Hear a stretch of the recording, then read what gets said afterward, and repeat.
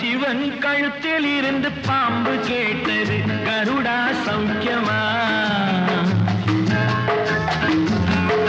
பரமசிவன் கழுத்தில் இருந்து பாம்பு கேட்டது கருடா சௌக்கியமா. யாரும் இருக்கும் இடத்தில் இருந்து கொண்டால் எல்லாம் சௌக்கியமே கருடன் சொன்னது. அதில்